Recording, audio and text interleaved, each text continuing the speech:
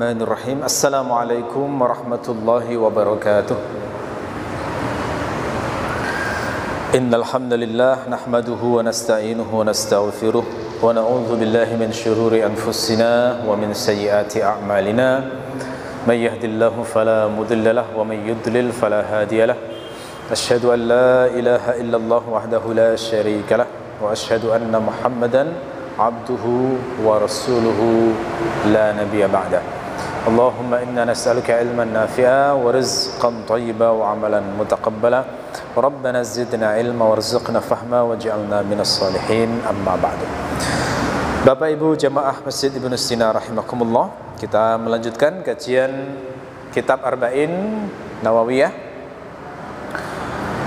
Masih membahas hadis ke-19, yakni sabda Nabi yang berbunyi, idza sa'alta fas'alillah wa idza ista'anta fasta'in billah. Jika kamu meminta, maka mintalah kepada Allah. Dan jika kamu meminta pertolongan, maka mintalah pertolongan kepada Allah. Jadi ini adalah bagian dari kalimat-kalimat ajaran Rasulullah kepada sepupu beliau yang bernama Ibnu Abbas. Salah satunya adalah prinsip terkait dengan meminta kalau pas butuh, ya. Juga prinsip pada saat butuh pertolongan. Nah, ini ajaran Nabi adalah kalau kamu minta, mintalah Allah. Kalau minta pertolongan, maka mintalah pertolongan kepada Allah. Hadis ini terdiri dari dua bagian, yakni bagian soal dan bagian isti'anah. Kita akan mengupas satu persatu. Tentang soal terlebih dahulu. Masalah soal, yakni masalah meminta, itu ternyata Allah memang memerintahkannya secara langsung dalam Al-Quran. Di antaranya di surat An-Nisa ayat 32, Allah berfirman, was'alullaha min fadlih. Mintalah kepada Allah terkait dengan karunia-Nya. Jadi ini perintah ajaran dalam Al-Quran kepada seorang hamba, supaya hamba itu nggak usah sungkan-sungkan kalau minta kepada Allah. Mintalah sebanyak-banyaknya, apapun yang kita butuhkan, ya. Dan bahkan ada hadis Nabi yang mengatakan bahwa Allah itu suka dimintai. Ini bedanya dengan kita, ya.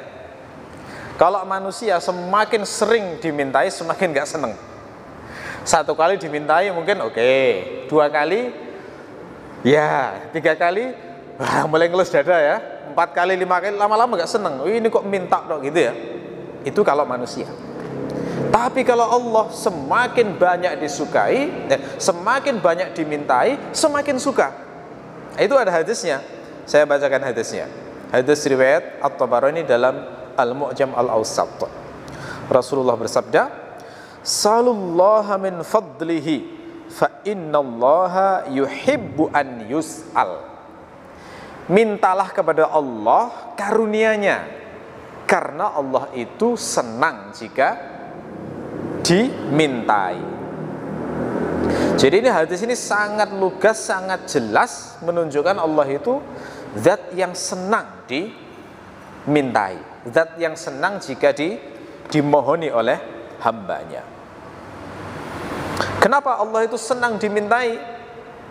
Tentu saja karena Allah adalah pencipta alam semesta ini, karena Allah adalah yang maha kuasa, karena Allah itu memiliki kekuasaan yang sangat besar, yang sifatnya mutlak, sehingga Allah itu kuasa untuk mengabulkan permintaan apapun. Dan seandainya Allah itu mengabulkan seluruh permintaan makhluknya, maka itu tidak akan mengurangi sedikit pun kekuasaan Allah. Itu ada hadisnya itu.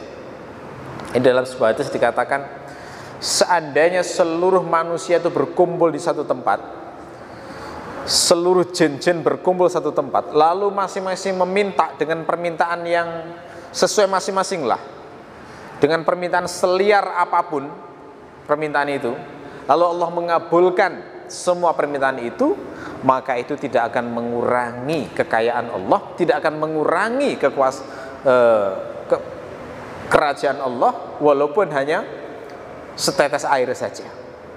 Ya. Ini yang membedakan Allah dengan makhluk.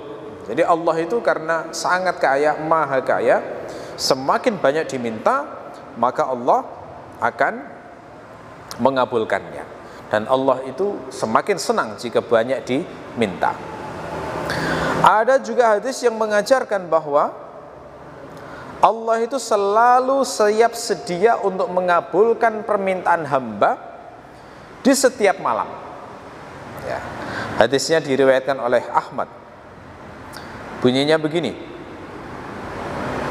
laula an asyqa ala ummati la amartuhum bis-siwaki ma'al wudu' wa la akhartu al-isya ila thuluthil lail aw nisfil lail fa idza madha thuluthul lail aw nisful lail nazala fis sama'i ad-dunya fa qala hal min sa'ilin fa u'tiyahu hal min mustaghfirin fa aghfir lahu hal min ta'ibin fa atuba alaihi hal min da'in fa ujibahu.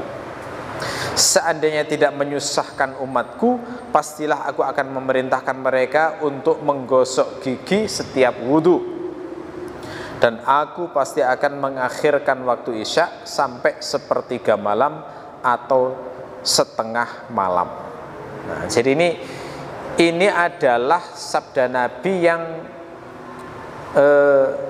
mengumpamakan sebuah perintah tapi tidak diperintahkan karena khawatir untuk menyusahkan umatnya. Ada dua hal yang sebenarnya ingin dilakukan Nabi tapi tidak beliau perintahkan karena khawatir menyusahkan umatnya. Pertama apa? Sikat gigi setiap kali wudhu. Nah, ini kalau andaikan diwajibkan, berarti kan orang muslim itu sikat giginya 5 kali ya dalam sehari. Ini melebihi rekomendasi ahli gigi nih. Jadi jauh melebihi rekomendasi ahli gigi. Karena dokter-dokter gigi itu nggak sampai 5 kali dalam sehari, paling 2 kali. 2 kali sehari itu sudah menurut penelitian sudah cukup menyehatkan gigi. Nah, ini sampai 5 kali. Kenapa kok setiap wudhu? Karena wudhu itu kan persiapan sholat. Sholat itu mau menyebut nama Allah. Nah, karena menyebut nama Allah, maka kita mengagungkan nama Allah itu dengan cara membersihkan gigi dulu. Bismillah, ku gosok gigiku karena lisanku sebentar lagi akan menyebut nama Allah yang maha suci. Ya, konsepnya begitu sebenarnya, gosok gigi itu. Cuma Rasulullah khawatir itu menyusahkan umatnya, jadi beliau tidak mewajibkan akhirnya. Makanya statusnya kalau dalam fikih akhirnya itu hanya disunahkan. Statusnya hanya disunahkan tapi tidak sampai wajib. Hal kedua yang tidak dilakukan Rasulullah adalah melakukan sholat isya di tengah malam atau sepertiga malam. Nah, ini sebenarnya kalau mau ideal sholat isya itu adalah di tengah malam. Tengah malam itu kalau sekarang kira-kira jam setengah 12, sepertiga malam ya kira-kira jam 2 lah, setengah 2 atau jam 2. Nah, kalau sholat isya jam segitu berat itu bagi orang-orang, terutama yang kerjanya berat, itu kalau isya jam segitu bangunnya susah. Ya, makanya Rasulullah itu mengawalkan waktu isya sehingga isyanya adalah di waktu pada saat mega merah itu sudah hilang di ufuk barat. Nah, itu tiba waktu isya di awal waktu ya. Mengapa kok Rasulullah itu mengandaikan mengakhirkan waktu isya di tengah malam atau sepertiga malam? Karena di waktu tersebut Allah turun ke langit dunia, ya. Jadi itu penyebabnya begitu. Karena waktu utama banget. Allah turun ke langit dunia, lalu kemudian akan berfirman, hal min sa'ilin fa'u'tiyahu. Adakah yang meminta dan aku pasti akan memberinya. Jadi Allah itu memberi kesempatan untuk memberikan karunia-Nya pada orang yang mau minta di tengah malam atau sepertiga malam. Dan itu setiap hari. Luar biasa ya, setiap hari itu. Tidak ada waktu-waktu khusus. Kita kalau ketemu pejabat itu harus ketemu dulu sama sekretarisnya atau anunya lah ya.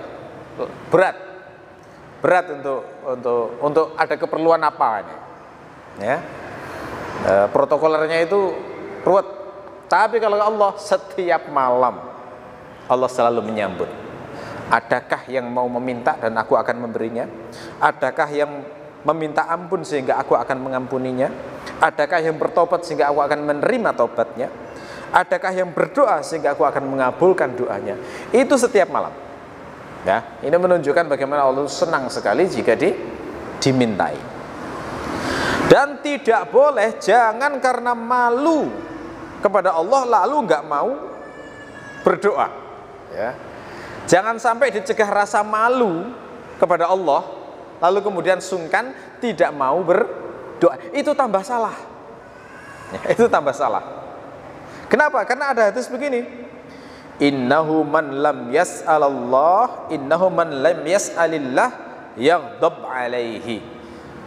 Sesungguhnya siapa yang tidak mau meminta kepada Allah, maka Allah akan murka kepadanya. Nah, itu tambah salah jadi.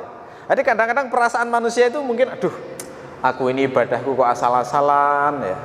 Mau minta kok rasanya nggak enak, itu ya. Aku ini kok merasa banyak dosa. Mau minta kok rasanya sungkan gitu ya. Nah, itu tambah salah. Yang benar adalah mintalah meskipun ibadahnya belum baik. Nah, justru karena itulah mintalah, ya Allah, bantulah saya supaya ibadah saya baik. Kan begitu tuh harusnya. Masih banyak maksiat terus sungkan minta, tambah salah. Yang benar adalah terus mintalah. Minta bagaimana? Ya Allah, aku ini kok banyak sekali maksiat, mudahkan saya supaya menjadi ahli taat ya Allah. Jauhkan saya dari maksiat ya Allah. Buatlah saya itu benci dengan maksiat. Gitu ya. Memang level iman kalau sudah tinggi, itu levelnya adalah sampai benci maksiat. Ya. Kalau belum mencapai itu, perjuangannya adalah tarkul maksiat, meninggalkan maksiat. Kalau orang masih senang maksiat, ya berarti masih berjuang dulu. Tapi kalau sudah levelnya orang mencapai level iman tertinggi, itu seperti disebut di surat Al-Hujurat, wa karraha ilaikumul kufra wal fusuqa wal isyan. Allah itu membuat kamu benci ya dengan kefasikan, kekufuran dan segala kemaksiatan. Itu sudah level tertinggi. Itu levelnya para sahabat itu. Ya. Nah, kadang-kadang orang itu masih levelnya perlu berjuang. Jadi ketika masih banyak melakukan maksiat, justru harus memperbanyak doa supaya tidak maksiat, begitu ya. Jadi jangan malah wah nggak usah berdoa. Nah, itu tambah salah. Karena di sini hadisnya sangat jelas. Man lam yas'alillah yaghdab alaihi. Ya, barang siapa yang nggak mau minta pada Allah, maka justru Allah murka kepadanya. Kenapa Allah murka? Karena kalau orang nggak mau minta Allah kan berarti sombong ya. Berarti kan ada unsur nggak butuh pada Allah. Nah, itu sih yang nggak terasa kadang-kadang ya. Kalau kita nggak minta seseorang itu kan manusia misalnya, itu kan maknanya berarti andaikan kita tidak berinteraksi dengannya nggak masalah, kan nggak butuh. Tapi kalau Allah kan nggak mungkin semacam itu, nggak boleh. Nah, oleh karena itu salahnya kalau nggak minta Allah itu adalah karena ada unsur tidak butuh kepada Allah, dan itu adalah bentuk takabur, bentuk kesombongan yang itu tercela dalam agama. Juga suudzon pada Allah. Kenapa Allah marka?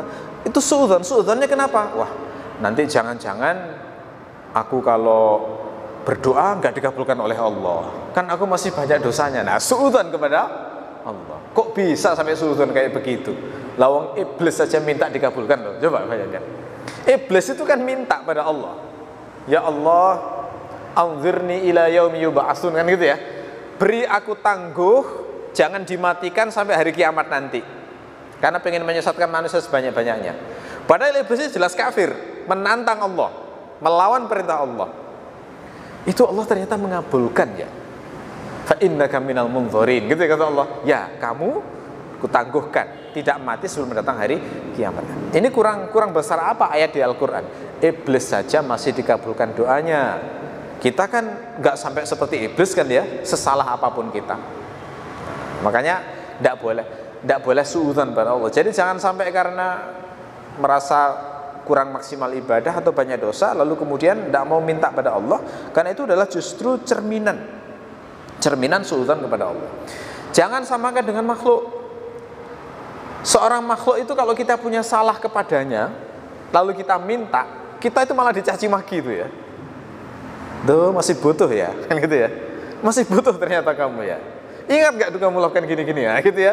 Mengundat-undat itu sifatnya makhluk. Kalau Allah enggak, minta tambah senang, oh hambaku masih butuh kepada aku. Artinya dia mengerti dia tidak punya Tuhan selain aku. Nah begitu. Itu bedanya Allah dengan makhluk ya.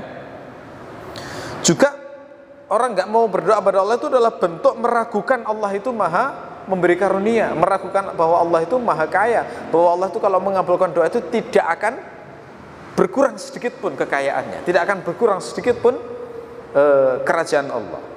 Nah, jadi itu penjelasan mengapa kok sampai Allah itu bisa murka pada orang yang nggak mau bertanya.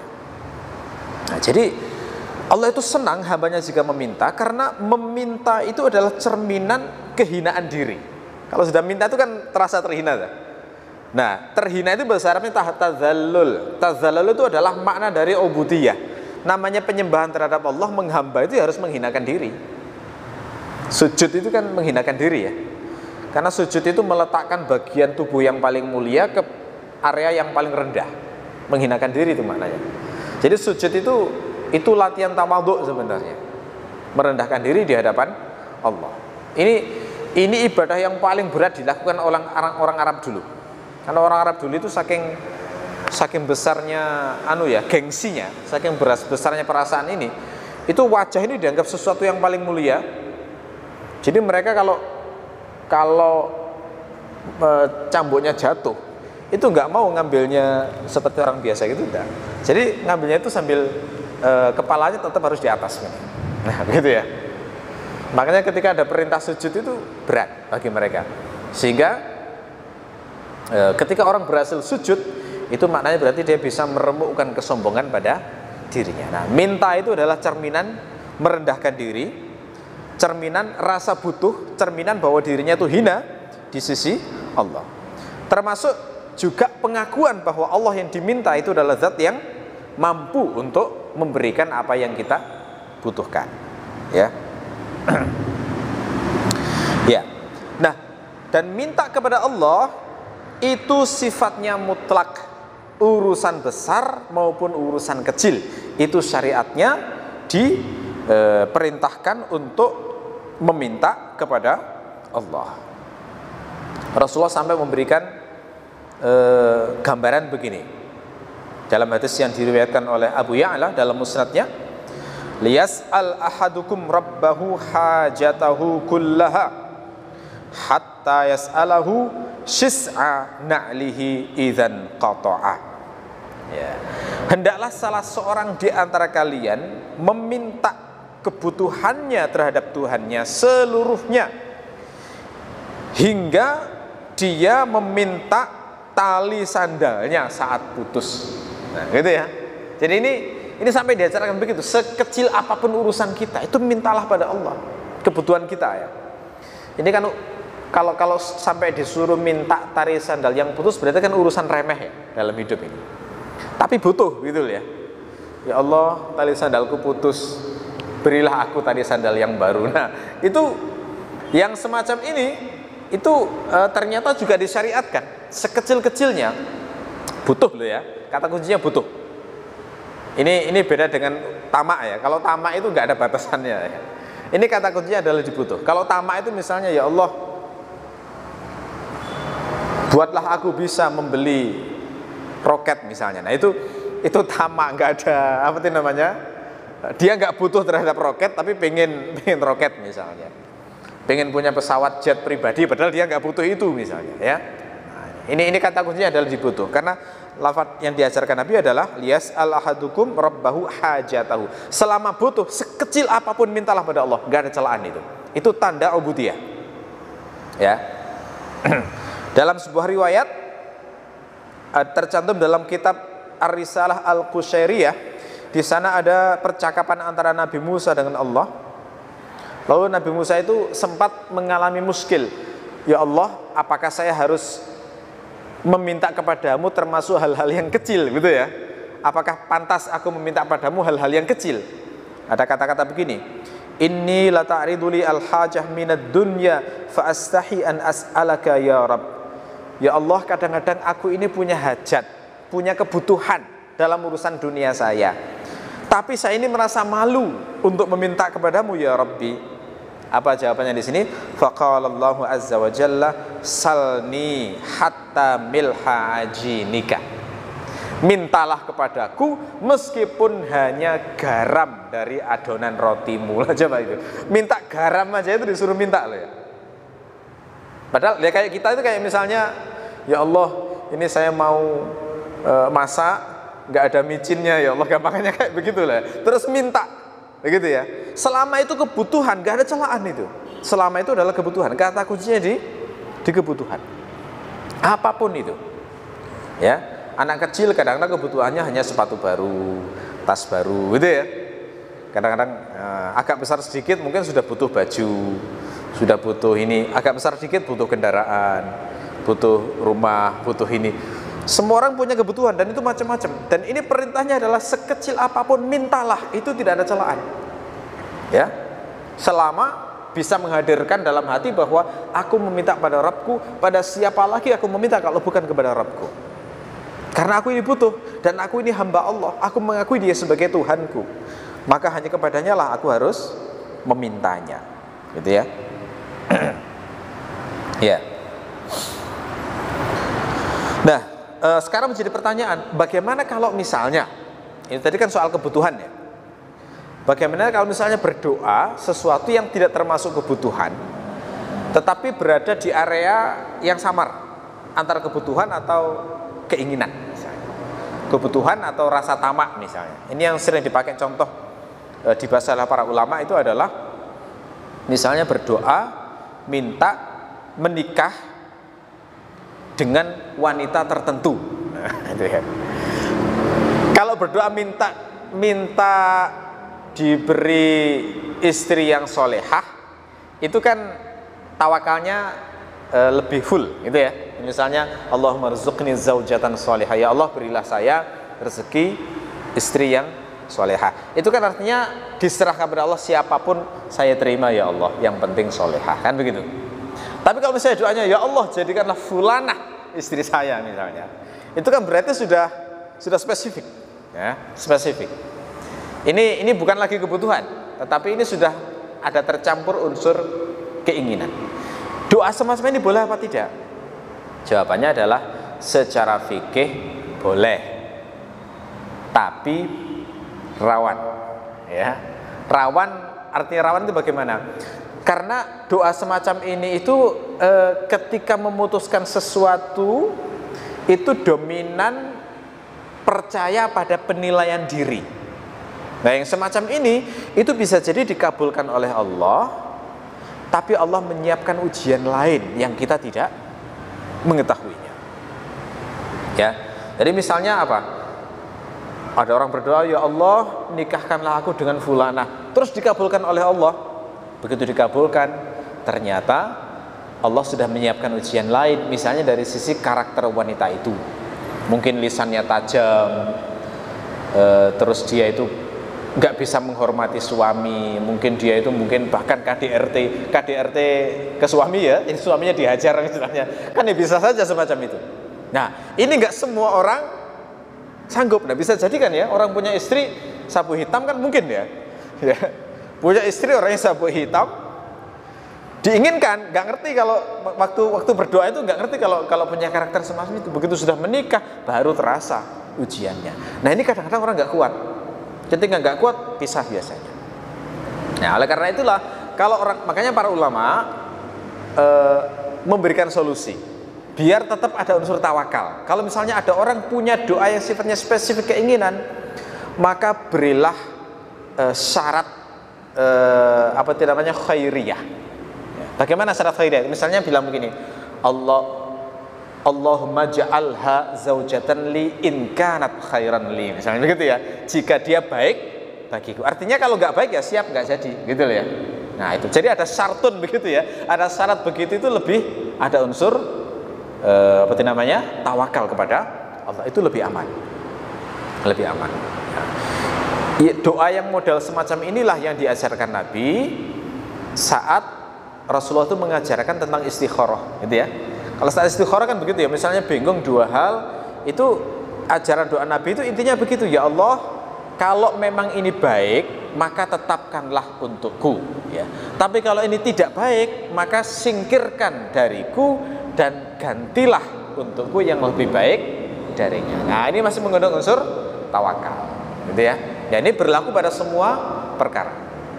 Nah, kadang-kadang orang itu, manusia itu karena kelemahannya, itu kadang-kadang menganggap sesuatu itu baik baginya, padahal belum tentu.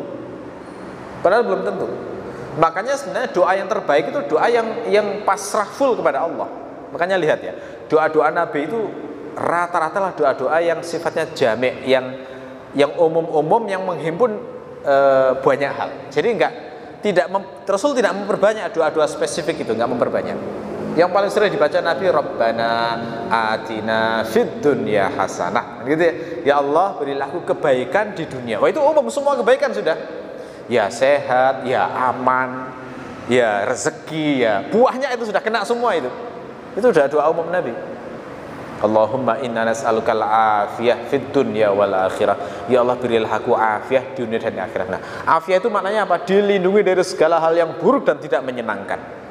Saat bencana nggak kena, pas sakit, orang-orang rata-rata sakit sehat sendiri, gitu ya. Pas banyak kecelakaan di sebuah tempat, dia aman sendiri. Itu afiah, dapat afiah berarti, ya.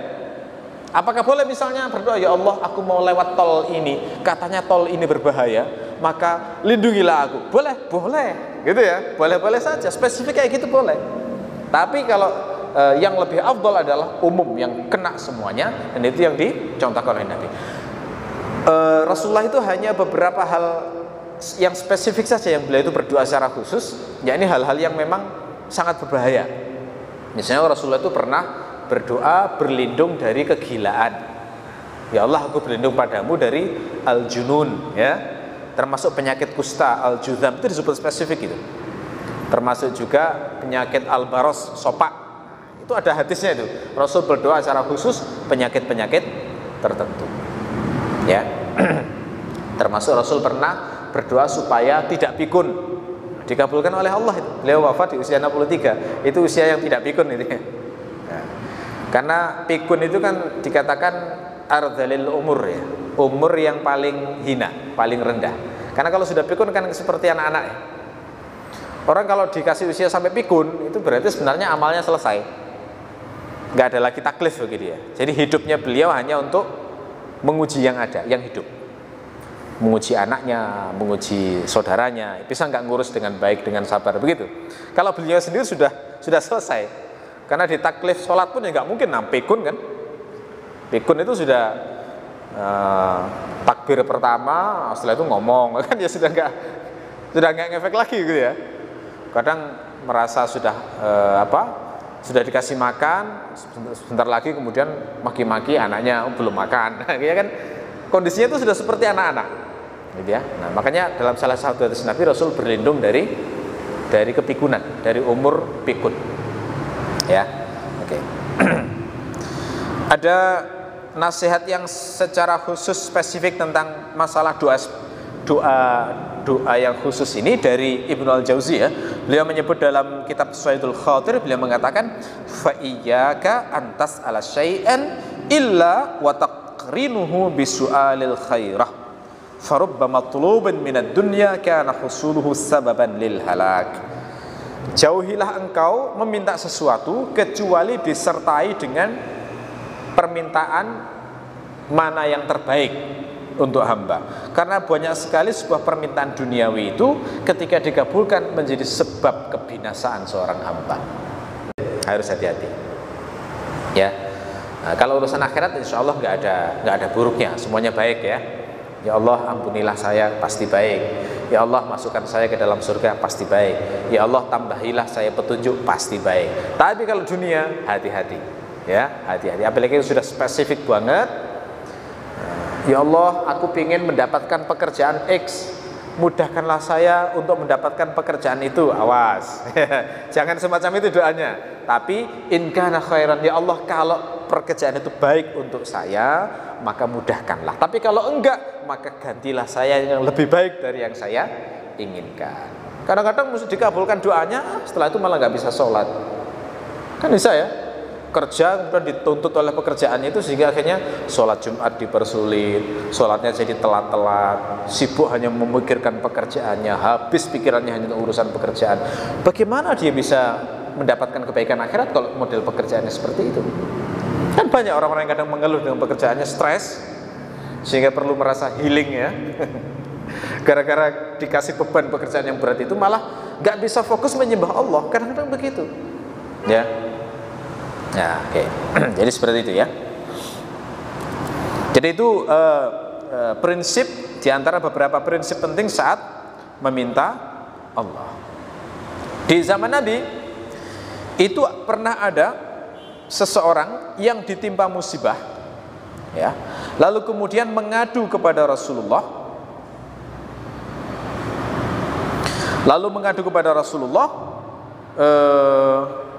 Kemudian Rasulullah itu menyarankan supaya orang tersebut meminta hanya kepada Allah saja. Bagaimana kisahnya? Ya, kisahnya diantaranya diceritakan dalam hadis riwayat Al-Hakim dalam Al-Mustadrak ya. Kisahnya begini. Ada seorang laki-laki datang pada Rasulullah, kemudian berkata, "Ya Rasulullah, inna bani fulan agharu alayya fadhahabu bibni wa ibli." Wahai Rasulullah, sesungguhnya Bani Fulan menyerang kabilah kami sehingga mengambil semua anakku dan mengambil hartaku. Jadi ini curhat musibah ya, musibah yang dialami oleh dirinya. Zaman dulu kan di Arab itu masih ada tradisi kayak perang antar kabilah gitu, perang antar suku ya, terutama yang jauh-jauh dari Madinah, yang Arab-Arab Badui itu masih nomaden hidupnya, masih pindah-pindah.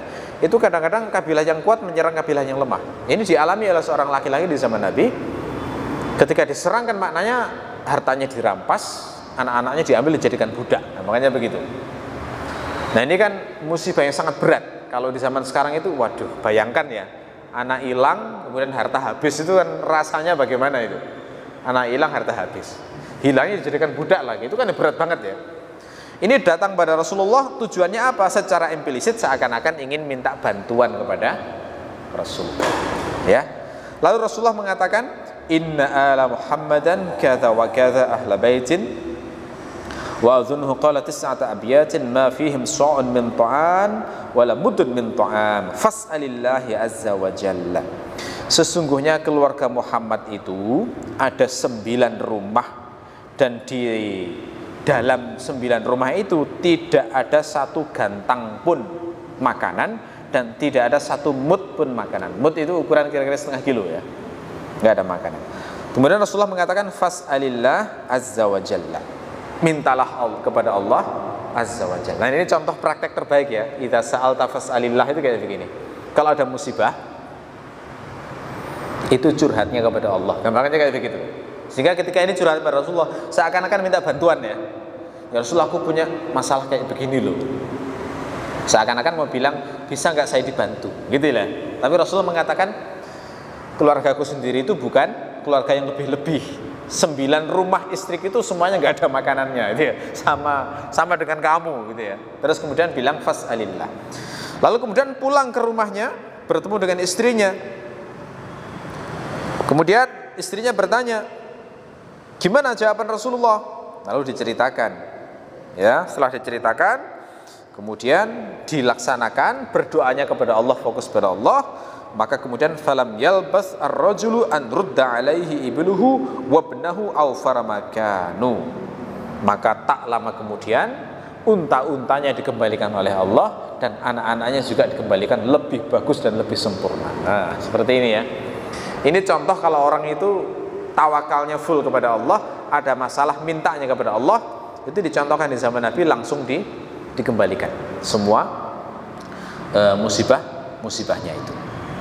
Nah, yang menarik lagi adalah Rasulullah ketika mengajarkan prinsip idza sa'alta fas'alillah, kalau kamu mintanya pada Allah, ini ternyata dipraktekkan para sahabat sampai level tidak mau minta bantuan kepada manusia sedikit pun, sehingga mereka itu memiliki sifat iffah yang luar biasa, sangat menjaga kehormatan. Ya, ini diceritakan dalam hadis riwayat Ahmad. Di antaranya dari Thauban, Rasulullah pernah mengatakan begini: "Man yadmanu li wahidatan wa admanu lahul jannah." Siapa yang mau menjamin untukku satu hal dan aku akan menjamin surga baginya, maka Thauban berkata, "Ana ya Rasulullah, saya wahai Rasulullah." Rasul kemudian bersabda, "La tas'alin nasa syai'an." Janganlah kamu minta manusia sedikit pun. Jangan minta sedikit pun. Maka Thauban mempraktekannya bagaimana? Fakana sautu Thauban yasqutu wa huwa ala ba'irihi fayunikhu hatta ya'khudhahu wa ma yaqulu li ahadin nawilnihi. Maka Thauban itu kalau cambuknya jatuh dari untanya, maka beliau akan turun dari untanya, menderumkan untanya dulu, mengambil cambuknya itu, dan beliau tidak pernah mengatakan pada seorang pun, "Tolong ambilkan cambukku." Jadi sampai levelnya itu mempraktekannya nggak mau minta tolong orang untuk mengambilkan cambuknya. Luar biasanya mempraktekkan hadis Nabi itu, jangan meminta apapun pada seseorang, itu sampai levelnya seperti ini. Ya. Dan ini ternyata bukan hanya dipraktekkan oleh Thauban, tapi juga dipraktekkan sahabat-sahabat besar seperti Abu Bakar, ya, Auf bin Malik al-Asy'a'i dan sejumlah orang. Ini diceritakan dalam hadis riwayat Muslim. Ya, Auf bin Malik al-Asy'a'i mengatakan, "Kunna 'inda Rasulillah sallallahu alaihi wasallam tis'atan aw thamaniyatan aw sab'atan." Kami berada di dekat Rasulullah sallallahu alaihi wasallam, ada 9 orang atau 8 atau 7. Ini ragu jumlahnya ya, antara 9, 8 atau 7. Lalu Rasulullah bersabda, "Ala tubayyi'una Rasulullah?" Ya. Tidakkah kalian mau berbaiat Rasulullah kepada Rasulullah? Ya. Nah, para sahabat ketika Rasulullah bilang semacam itu heran, karena baru saja mereka berbaiat pada Rasulullah. Lalu kemudian mereka mengatakan, "Bay'naka ya Rasulullah." Kami sudah membaiat engkau wahai Rasulullah. Maka Rasul bertanya lagi, "Ala tubayyi'una Rasulullah?" Apakah kalian tidak mau membaiat Rasulullah? Mereka berkata lagi, "Kami sudah membaiat engkau wahai Rasulullah." Itu sampai 3 kali. Sampai akhirnya kemudian mereka mengulurkan lagi tangannya untuk membaiat Rasulullah lagi, membaiat yang kedua kali maksudnya, ya. Kemudian mereka bertanya, "Kami membaiat untuk urusan apa wahai Rasulullah?" Rasul kemudian mengatakan, "Ala an ta'budullah wa la tusyriku bihi syai'an was shalawatil khams wa tuti'u wa asarra kalimatan khafiyyah wa la tas'alun nasa syai'an." Kalian membaiatku agar tidak menyembah kecuali hanya kepada Allah, tidak menyekutukannya dengan sedikit pun, dan melakukan sholat 5 waktu, dan menaati dan tidak meminta manusia sedikit pun. Nah, jadi ada baiat yang salah satu poinnya adalah jangan minta apapun pada orang, jangan minta apapun. Lalu kemudian Auf bin Malik al-Asy'a'i mengatakan, "Falaqad ra'aitu ba'da ulaika an-nafar yasqutu sautu ahadihim fama yas'alu ahadan yunawiluhu iyyahu." Maka aku melihat sebagian dari mereka jatuh salah satu cambuknya dan dia tidak pernah meminta seorang untuk mengambilkannya. Jadi sama seperti Thauban tadi ya. Ya. Ini tidak mudah ya yang semacam ini. Karena kalau orang yang punya kekuasaan atau dia punya kedudukan, kadang-kadang ya dikit-dikit, "Tolong anukan ini, ambilkan ini, ambilkan ini," gitu ya. Ini sahabat ini Masya Allah luar biasa ya. Jadi dari kata idza sa'alta fas'alillah itu sampai levelnya dipraktekkan, minta manusia pun jangan sedapat mungkin. Itu kan menunjukkan ini ya, Rasul mengajarkan sifat afif, sifat iffah, menjaga kehormatan diri. Karena orang kalau sampai tidak butuh pada orang lain, terhormat orang itu. Ya, terhormat orangnya. Semakin sering membutuhkan orang lain, maka semakin turun sifat terhormatnya. Karena nanti akan muncul omongan, "Oh, orang ini ngerepotin aja," gitu ya. Lama-lama akan ngomong begitu, "Ngerepoti aja bisanya," kan begitu toh. Nah, itu ngerepoti orang ini. Kalau dilaksanakan hadis Nabi, enggak. Justru dia menjadi orang yang banyak membantu, tapi tidak suka untuk membebani orang lain, tidak suka untuk ngerepoti orang lain, tidak suka untuk membebani siapapun, gitu ya. Ya, ada hadis Nabi juga yang melarang secara tegas untuk orang mukmin itu menghinakan diri. Hadis riwayat At-Tirmidzi, la yanbaghi lil mu'min an yuzilla nafsahu. Tidak selayaknya orang mukmin itu menghinakan dirinya sendiri. Nah, di antara menghinakan diri sendiri itu ya minta-minta itu tadi. Itu menghinakan diri. Kalau orang ngerti hadis ini sebenarnya enggak sedapat mungkin memang tidak akan merepotkan orang lain. Itu memang prinsip agama gitu ya. Kalau minta ini terkait dengan harta, minta uang misalnya ke orang, ini bahkan ada hadis khusus yang tegas mengharamkannya. Jadi ngemis itu profesi haram. Ngemis itu haram, ada hadisnya itu. Gimana hadisnya? Ada seorang laki-laki bernama Qabisah bin Mukhariq yang dia itu punya beban berat, tanggungan, lalu mendatangi Rasulullah untuk meminta bantuan harta. Ya, lalu kemudian Rasulullah menasihati, ya Qabisah, innal mas'alata la tahillu. Wahai Qabisah, sesungguhnya minta-minta itu tidak halal. Ini jelas sekali ya hadisnya. Sesungguhnya innal mas'alata la tahillu, sesungguhnya minta-minta itu tidak halal. Hadis riwayat Muslim, hadisnya sahih. Illa li ahadits tsalatsah, kecuali 3 orang, hanya 3 orang yang dihalalkan untuk minta-minta. Gitu ya. Siapa itu? Yang pertama adalah rajulin tahammala hamalatan fahallat lahul masalah. Seseorang yang memiliki beban berat. Ini sudah ungkapan khusus ya. Tahammala hamalatan itu kalau di Arab itu konteksnya adalah ada 2 kabilah bertengkar. Gara-gara apa? Gara-gara kasus pembunuhan misalnya. Lalu mau perang mereka. Ketika mau perang ada 1 orang yang mendamaikan, udah nggak usah perang. Korbannya biar aku yang bayar. Dendanya, diatnya itu biar aku yang bayar, nggak usah perang udah. Misalnya korbannya itu banyak 10 kali satu orang itu biasanya diatnya 100 ekor unta. Nah 100 ekor unta itu kan kalau sekarang miliaran ya, miliaran itu. Kalau misalnya 10 orang itu berarti kan bebannya dia kan 10 miliar kira-kira. Nah ini orang semacam ini dikatakan tahammala hamalatan, dia itu punya beban berat untuk menanggung sesuatu yang bukan kejahatannya, bukan. Nah yang semacam ini boleh minta, maksudnya minta bantuan. Nah, jadi model semacam ini mengajukan proposal untuk hal kayak begini itu halal. Salah satu yang dihalalkan semacam ini. Yang kedua apa? Ya, orang yang kedua yang boleh meminta adalah rajulun asabathu jaihatun ijtahat malahu fahallat lahul masalah. Seseorang yang ditimpa bencana besar. Jaihah itu bukan sekedar bencana biasa, bencana besar yang menghabiskan seluruh hartanya sehingga dia akhirnya boleh meminta. Ya bayangkan misalnya seperti di tsunami di Aceh itu ya, itu kan menghabiskan rumahnya, macam-macam habis semuanya. Dalam kondisi ini kalau dia nggak minta bisa nggak makan. Nah dalam kondisi ini baru halal meminta. Yang ketiga adalah rajulun asabathu faqatun hatta yaquma thalathatun min dzawil hijab min qaumihi laqad asabat fulanan faqatun. Seseorang yang ditimpa kemiskinan luar biasa sampai ada 3 orang berakal yang bersaksi bahwa fulan ini memang sedang ditimpa kemiskinan yang berat. Nah, jadi bukan sok miskin ya, tapi asli miskin ini. Kan ada orang yang benar-benar miskin yang sampai berat banget itu memang ada. Dan Rasulullah mensyaratkan di sini ada 3 orang min dzawil hija, 3 orang yang berakal, 3 orang yang bijaksana, 3 orang yang memang bijaksana, yang memang bersaksi orang ini memang berat hidupnya. Nah, dalam kondisi semacam ini, maka orang semacam ini boleh meminta. Selain itu haram. Ya, selain itu tidak boleh meminta. Ada ancaman bagi peminta-minta ini. Dalam hadis riwayat Bukhari dikatakan, ma yazalur rajulu yas'alun nas hatta ya'tiya yaumal qiyamah laisa biwajhihi muz'atul lahmin. Seseorang itu terus-menerus itu ngemis, sukanya minta kepada orang, sampai pada hari kiamat nanti dia akan menghadap Allah dalam keadaan wajahnya nggak ada daging. Jadi kayak tengkorak.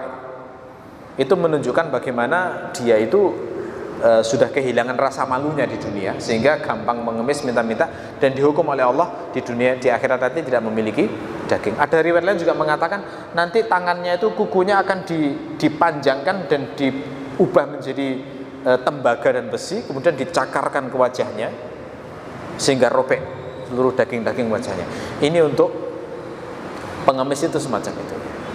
Nah ini ya, ini banyak masyarakat kita yang tidak ngerti sehingga kadang ngemis dijadikan profesi, dan itu banyak ya. Padahal itu haram loh dalam Islam, tidak boleh. Karena Islam itu mengajarkan supaya memiliki sifat iffah, memiliki sifat terhormat. Ya, jadi jangan sampai ngemis dan minta kepada orang. Jadi Rasul itu mengajarkan ngasih orang, jangan minta kepada orang. Tangan yang di atas lebih mulia daripada tangan yang berada di bawah. Kata Nabi, daripada kamu ngemis, mending ambil tali, cari kayu bakar, jual, lalu kemudian makanlah dari hasil menjual kayu bakar itu. Itu lebih mulia daripada meminta-minta. Rasul juga memberikan gambaran, gak usah kalian lah, Nabi Dawud saja itu juga makan dari hasil tangannya sendiri. Itu terhormat itu. Gak makan dari Baitul Mal, makanya gitu ya. Jadi gak ada, Nabi Dawud itu gak makan gaji dari kas negara, enggak. Itu luar biasa ya, konsep ifahnya yang diajarkan orang-orang soleh itu kayak begitu. Jadi Nabi Dawud itu menjadi raja, beliau itu raja. Namanya raja kan ngurus negara kan punya kas negara itu. Dan sebenarnya halal, ngambil itu juga halal. Tapi beliau karena seorang nabi ngasih contoh ya. Ngasih contoh bahwa yang terbaik, yang paling afdal itu adalah makan dari hasil tangannya sendiri. Jadi beliau membuat baju besi dijual, hasilnya itu kemudian dibuat makan. Ya, gitu. Termasuk seperti Salman Al-Farisi. Salman Al-Farisi itu jadi gubernur di daerah Persia di masa pemerintahan Umar bin Khattab. Gaji gubernur itu kalau sekarang ya miliaran. Hitungannya dulu itu pakai dinar. Dinar sekitar sebulannya sekitar 600 dinar lah. Itu miliaran kalau sekarang. Tapi semua gaji itu disedekahkan sama Salman Al-Farisi. Lah makannya bagaimana? Makannya Salman Al-Farisi itu ternyata beliau itu membuat keranjang dari pelepah kurma. Ini keterampilan yang beliau dapatkan saat menjadi budak dulu. Ya, buat keranjang dari pelepah kurma, dijual di pasar, dan itulah yang dibuat untuk ngasih makan keluarganya. Coba ini ya, ini levelnya luar biasa itu ya. Yang pasti malah disedekahkan, yang nggak pasti dengan menjual keranjang itu malah dijadikan sumber utama untuk makan. Wah, itu kan luar biasa ini. Ini levelnya level sudah mementingkan tawakal ya, daripada wah luar biasa pokoknya, daripada kenyamanan diri. Ini memang kalau sahabat ini makanya dijadikan teladan. Kenapa? Karena maksimalis. Kalau beramal itu maksimalis. Kalau kita kan minimalis ya rata-rata ya. Pokoknya yang penting melaksanakan kewajiban, sudahlah selesai gitu ya. Kalau sahabat ini masalah. Makanya yang maksimalis ini layak jadikan teladan sepanjang zaman. Namanya harum sepanjang zaman. Yang minimalis ya nggak salah, itu ya nggak salah. Nggak apa-apa ya, daripada ahli maksiat gitu ya. Minimalis masih bagus gitu ya. Tapi kalau mau level yang lebih tinggi, ya seperti sahabat ini maksimalis ya. Gitu. Baik. Oke. Nah, masalah menjaga kehormatan ini itu menjadi perhatian serius ulama-ulama soleh di masa lalu. Sampai diriwayatkan Imam Ahmad itu seringkali berdoa dengan doa semacam ini. Allahumma kama suntu wajhi 'anis sujudi li ghairika fasun wajhi 'anil mas'alah li ghairika. Ya Allah, sebagaimana aku menjaga wajahmu supaya tidak sujud kepada selain engkau, maka jagalah wajahku supaya tidak meminta kepada selain engkau. Nah, itu kan luar biasa ya. Jadi kalau bisa itu prinsipnya sedapat mungkin kita tidak minta kepada siapapun, hanya kepada Allah saja. Idza sa'alta fas'alillah. Gitu ya. Ya, seterpaksa-terpaksanya kalau misalnya kita butuh harta orang lain, maka kita menukarkannya dengan jasa kita. Nah, gitu ya, itu kerja namanya. Gitu ya. Saya butuh uang sekian, saya bisa begini. Mau nggak saya lakukan ini agar saya dapat uang dari Anda sekian? Nah, boleh itu. Saya melihat rumah Anda sepertinya kebunnya banyak rumput-rumput liar. Saya butuh uang sekarang ini 200.000. Bagaimana kalau saya bersihkan ini, Anda sebagai upahnya ngasih saya sekian. Nah, itu nggak minta berarti. Nah, itu berarti menukar harta orang lain dengan jasa kita.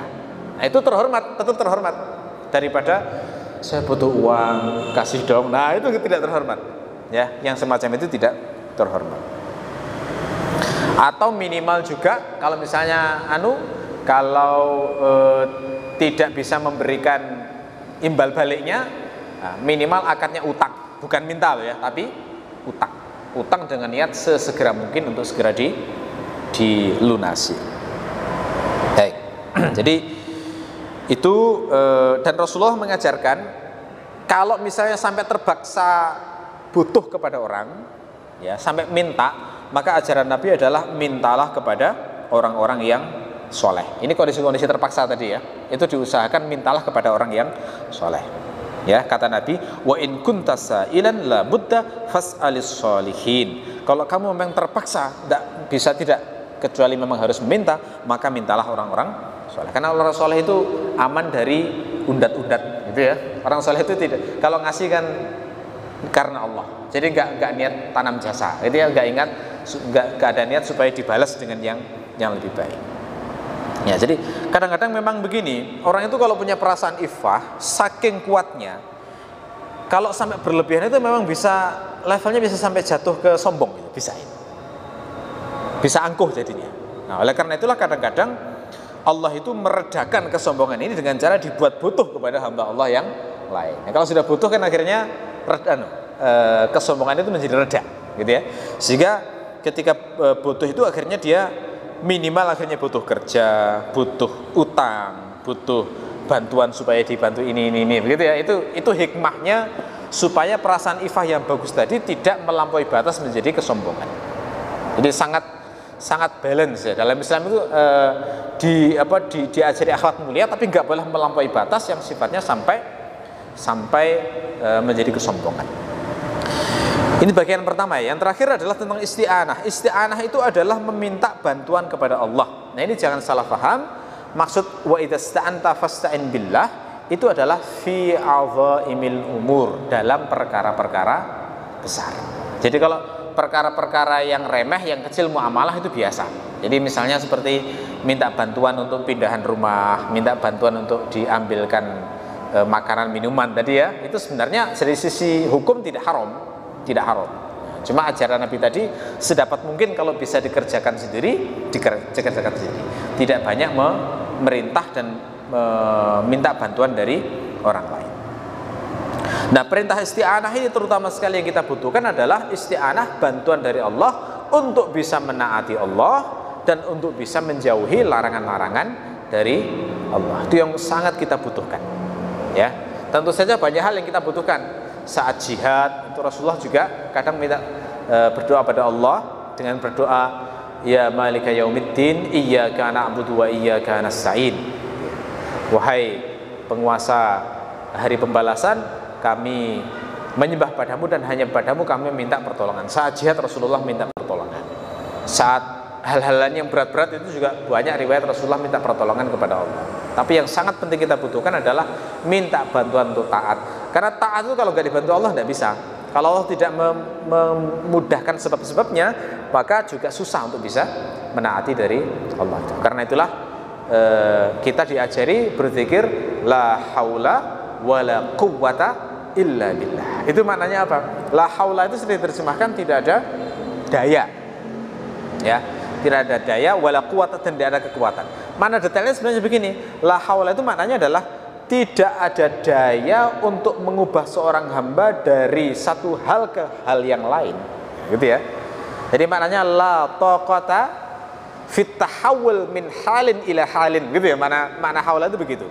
Kita nggak akan bisa berubah dari orang yang ahli maksiat menjadi ahli taat kalau tidak dibantu oleh Allah. Itu maknanya kira-kira. La haula wala quwwatan, enggak mungkin kuat kita kalau enggak dibantu oleh Allah. Alangkah banyaknya yang pengen haji enggak bisa haji kalau enggak dibuat kuat oleh Allah. Alangkah banyaknya pengen umroh enggak bisa umroh kalau enggak dikasih kuwah oleh Allah. Pengen sholat enggak bisa, pengen sholat jamaah secara rutin enggak bisa karena dikasih lumpuh misalnya. Itu Allah yang ngasih semuanya. Pengen sedekah enggak bisa karena dia selama ini disedekahi, dia nggak punya uang untuk sedekah. Nah, itu kan artinya Allah yang ngasih kuah kan? Allah yang ngasih kuah. Pengen menghafal Al-Quran tapi dikasih idiot, ya nggak bisa, susah juga. Allah semuanya yang ngasih. Makanya zikirnya la haula wala quwwata illa billah. Ya, jadi ini ya, ini kalau kita praktekkan luar biasa dalam hidup. Idza sa'alta fas'alillah wa idza sta'anta fasta'in billah. Mudah-mudahan Allah memberikan taufik kepada kita supaya bisa melaksanakan hadis ini dengan sebaik-baiknya. Saya kira itu saja, mudah-mudahan bermanfaat kajian malam hari ini. Kita akhiri, subhanakallahumma wa bihamdika asyhadu an la ilaha illa anta astaghfiruka wa atubu ilaik. Assalamualaikum warahmatullahi wabarakatuh.